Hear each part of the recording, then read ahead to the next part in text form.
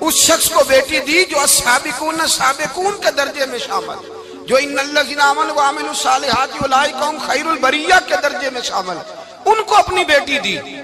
حضرت علی شیر خدا رضی اللہ تعالیٰ عنہ فرماتے ہیں کہ سیدہ فاطمہ الزہرا کو میں بیاہ کے لایا، سارے گھر کے کام حضرت فاطمہ نے کیے، میں مزدوری کرتا 2 گھنٹہ یا 1.5 گھنٹہ، زور سے عصر کے درمیان کام کرتے، 2 کلو کھجوریں ملی تو مولا علی نے اٹھا کے اپنی کمر پہ رکھی، باغ کا مالک کہنے لگا علی تھوڑا کام اور کر لو، فرمایا 2 کلو ہو گئیں بڑی ہیں، 1 کلو میرے بچے کھائیں گے، 1 کلو مدینے کے غریب بچے کھائیں گے۔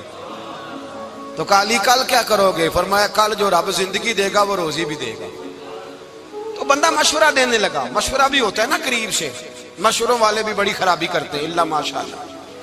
کہا علی جائز پیسے تو کٹھے کر لینے چاہیے، کیا حرج ہے، جائز کٹھے کر لیں۔ تو شیر خدا نے ایک جملہ کہا پر شیروں جیسا کہہ دیا۔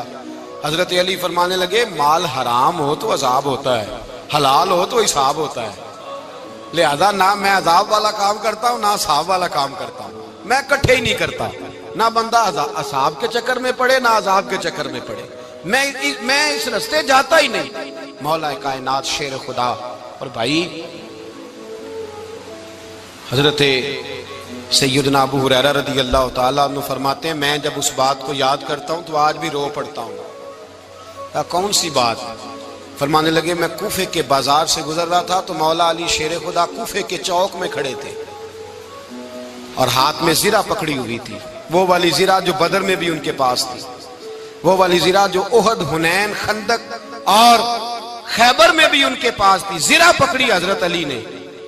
اور شیر خدا کہہ رہے ہوں بھائیو میری زرہ خرید لو، میری زرہ، امیر المومنین ہے اس وقت، امیر وقت ہیں، بادشاہ ہیں، کوفے کے بازار میں، او بھائی میری زرہ خرید لو، یہ بڑی نسبت والی ہے، بدر، احد، حنین میں میرے ساتھ رہی۔ اور شیر خدا فرماتے کیا ہیں؟ فرماتے ہیں جب علی نے یہ لفظ کہے تو میری چیخیں نکل گئی۔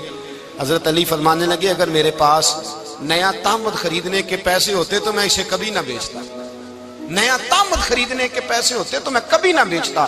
حضرت علی رضی اللہ تعالیٰ عنہ نے وہ زندگی گزاری، با پردہ، پرہیزگاری، درویشی، سادگی، ساری زندگی کسی کا شکوہ نہیں کیا مولا علی نے، بلکہ اعلیٰ حضرت فاضل بریلوی رحمۃ اللہ علیہ کے خلیفہ مولانا ظفر الدین بہاری، انہوں نے ایک عجیب بات لکھی ہے، کہتے ہیں حضور معراج پہ گئے تو وہاں سے ایک جبہ لائے، ایک کمرے میں داخل ہوئے، جنت کے کمرے میں صندوق کھولا سرکار نے، ایک جبہ نکلا تو کہا اللہ میں لے جاؤں؟ تو رب کریم نے فرمایا بھی مجھے پتا ہے تو لے کے جائے گا پر پہننے گا نہیں، کسی نہ کسی غلام کو دے دے گا۔ کہا مولا وہ تو پھر تیرا فضل ہے۔ رب کریم نے فرمایا محبوب اسے دینا جو میرے راز تک پہنچ جائے، اس کو دینا جو میرے راز تک پہنچے۔ حضور جبہ لے کے آئے۔ علامہ بہاری علیہ رحمہ لکھتے ہیں کہ نبی پاک صلی اللہ علیہ وسلم نے حضرت ابوبکر صدیق کو بلایا، فرمایا جبہ بڑی برکت والا ہے، اسے پہن کر بڑی برکت ملے گی، اگر میں تجھے دے دوں یہ جبہ، اگر تجھے دے دوں تو کیا کرے گا؟ تو حضرت ابوبکر کہنے لگے حضور ساری دنیا میں سچ پھیلا دوں گا۔ حضور نے فرمایا نہیں تو اللہ کے راز تک نہیں پہنچا۔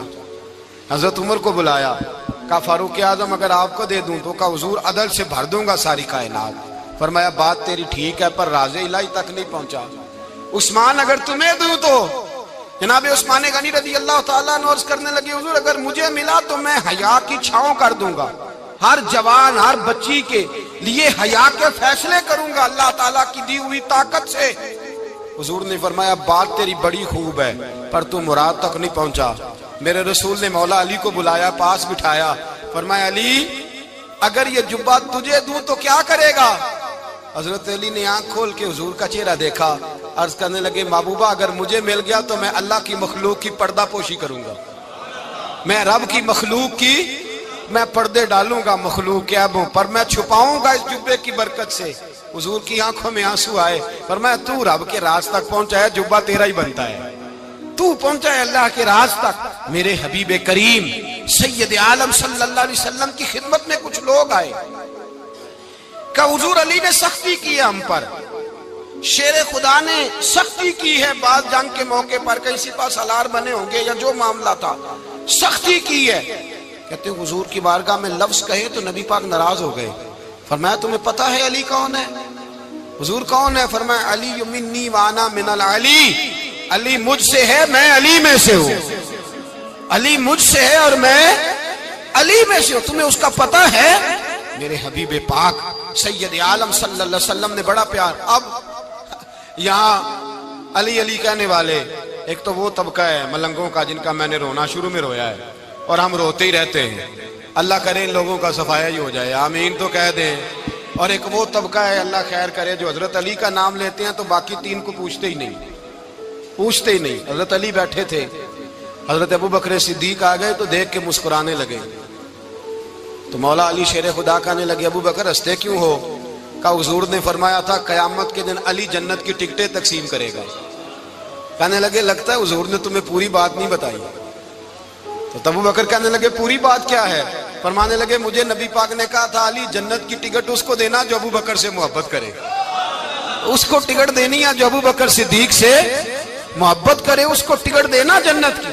ان لوگوں کا پیار، ان کی وفا. اور پھر عجیب لوگ چکر ہے، لوگ کہتے ہیں حضرت علی کے حق پہ قبضہ ہو گیا. علی کو اتنا کمزور نہ سمجھو، شیر خدا کو اتنا. اگر حسین ابن علی نہیں قبضہ کرنے دیتے یزید جیسے ظالم کو تو علی المرتضیٰ شیر خدا کے سامنے کو ٹک سکتا ہے؟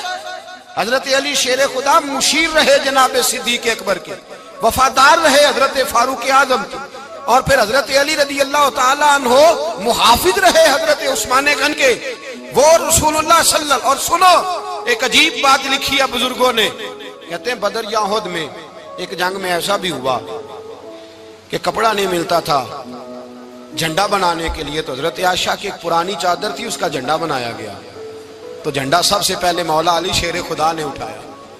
حضرت عائشہ صدیقہ کے ساتھ پیار مولا علی شیر خدا رضی اللہ تعالیٰ عنہ کا. یہاں تو لوگ نہ جانے اس کون سی خدمت کر رہے ہیں. اگر حضور کے قریب رہنے والے پاس بیٹھنے والوں میں آپس میں اتفاق نہیں تھا تو آج مسلمانوں میں کیسے پیدا ہوگا؟ تم نے تو دین کا سارا رنگ ہی گدلا کر کے رکھ دیا. تم نے تو وہاں بغض پیدا کر دیا جہاں سے لوگوں کو اتفاق کا درس ملنا تھا، وفا کا سبق جہاں سے لوگوں نے پڑھنا تھا، نے وہی حالات خراب کر دیے.